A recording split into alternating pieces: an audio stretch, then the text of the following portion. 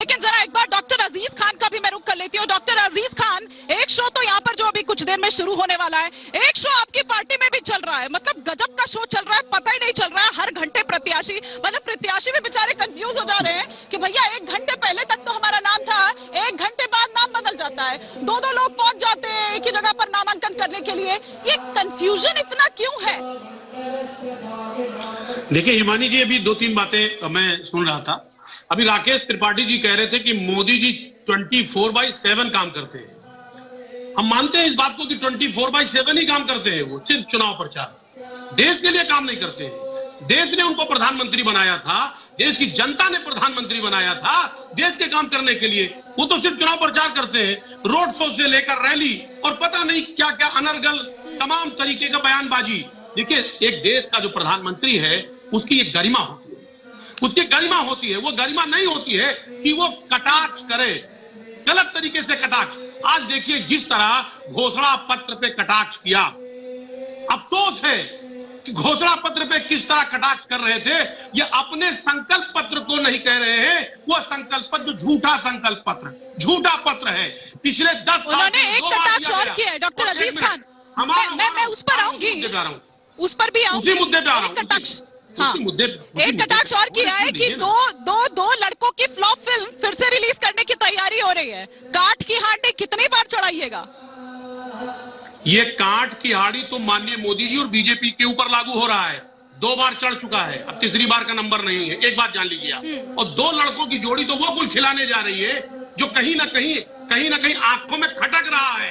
आज मोदी जी के आंखों में खटक रहा है 2 लड़कों की जोड़ी, क्योंकि उनको पता है कि इस बार 2024 में पतन होने जा रहा है, बीजेपी का पतन होने जा रहा है, क्योंकि वोटर बहुत होशियार हो चुका है। ये गाजे बाजे से, इवेंट मैनेजमेंट करने से चुनाव नहीं जीता जा सकता है। जनता सच्चाई को ढूंढ रही है। जनता चाह रही है कि जो आपने वादा किया था, ख्वाब दिखाया था, सपने दिखाए थे, आज अभी रैली में कह रहे थे सहारनपुर के कि साहब मैंने गारंटी, मेरी गारंटी। कौन सी गारंटी आप ले रहे हैं? युवाओं को आपने रोड पे लाके खड़ा कर दिया, किसानों को आत्महत्या करने पे मजबूर कर दिया, महंगाई चरम पर हो गई, गृहिणियां आज परेशान है। आप किसके लिए गारंटी की बात कर रहे हैं? कौन सी गारंटी की बात कर रहे हैं? राकेश त्रिपाठी जी, 2 लड़कों की ये जोड़ी खटक रही है आपको, 2 लड़कों की जोड़ी खटक रही है और वो तमाम मुद्दे गिनवाते हुए, आरोप लगाते हुए यहाँ पर डॉक्टर अजीज खान। क्विक रिएक्शन, फिर मैं सौरभ दुबे जी और संजय मिश्रा जी का रिएक्शन लूंगी। देखिए हिमानी, बात बहुत अनुरोध के साथ कहना है कि लोकतंत्र में जनता के साथ संवाद करने के लिए रैली की जाती है, सभाएं की जाती है, जनता से संवाद करने के लिए यात्राएं की जाती है, रोड शो किए जाते हैं, और इसको ये अनर्गल बता रहे हैं। लोकतंत्र में संवाद के तरीकों को अनर्गल बता रहे हैं। कैसे संवाद किया जाए? अखिलेश यादव हिम्मत नहीं जुटा पा रहे हैं कि वो जनता के बीच में जाए। वो जा रहे हैं मुख्तार अंसारी के यहाँ, उनको सारा संवाद करना है मुख्तार अंसारी से। कैसे आखिरकार कब्रिस्तान की चारदीवारी बना करके ये वोट बटोरते रहे हैं, तो आप किसी मृत व्यक्ति के साथ जाकर के उससे कैसे सहानुभूति बटोर करके कैसे वोट बटोरे जाए? आपकी ये कोई चाल चलने कामयाब होने वाली नहीं है। और 2 लड़कों की जोड़ी तो उत्तर प्रदेश की जनता ने पहले ही खारिज की, और आपने स्वयं खारिज की है, हमें कहने की जरूरत नहीं है। अखिलेश यादव ने खुद कहा कि ये चिरकुट पार्टी है, इसके चालू नेता है। तमाम प्रकार की गालियां कांग्रेस पार्टी के लिए अखिलेश यादव ने स्वयं निकाली है और फिर निकालेंगे।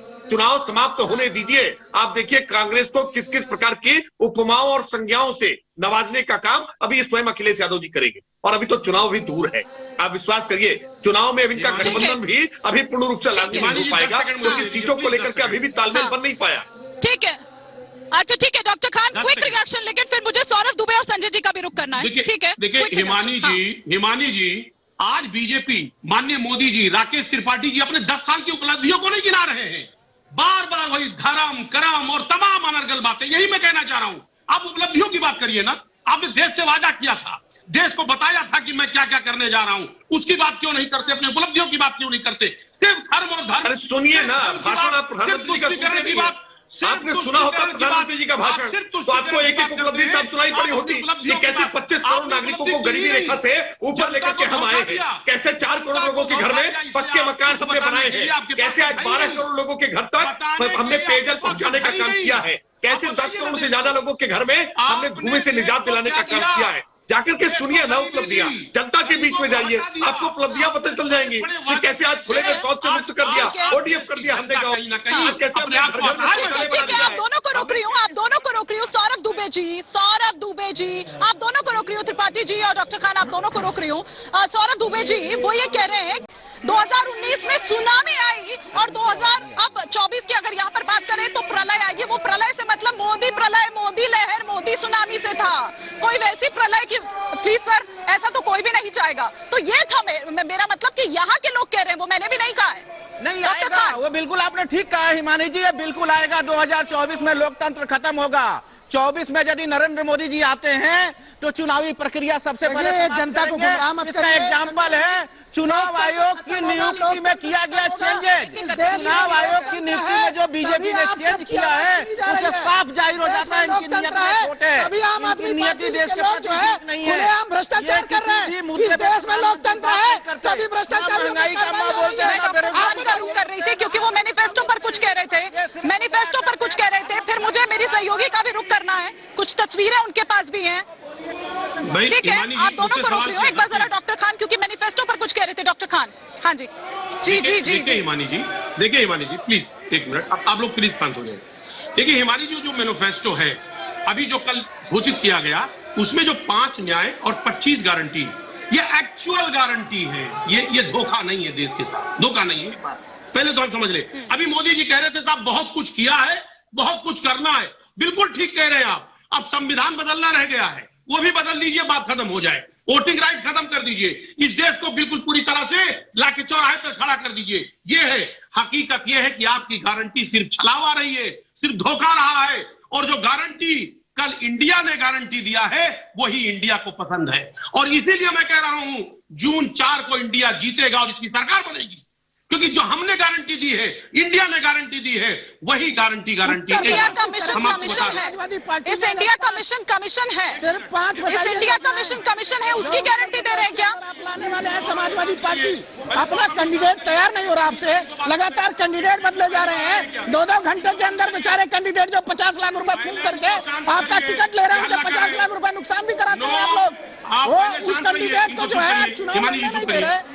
हमारे बीच में मत बोलिए आप, हमारे बीच में नहीं, मैं आपको तमीज नहीं बात कर रहे। दुबे जी एक बार उनकी बात कंप्लीट होने दीजिए। दुबे जी डिबेट दुबे जी सीखिए करना पहले। एक बार तमीज नहीं है, सुनिए मेरी बात, कम से कम मुद्दे पर बात करिए। सीखो शांत। दुबे जी प्लीज, दुबे जी इस तरह से नहीं। दुबे जी आपकी बारी जब आएगी, आपका मौका आएगा तब बोलिएगा ना, एक बार उनको कंप्लीट करने दीजिए। भाई हिमानी देखिए, हिमानी जी एक देखिए, नहीं प्लीज देखिए हिमानी जी, एक बात स्पष्ट हो गया है, एक बात स्पष्ट है,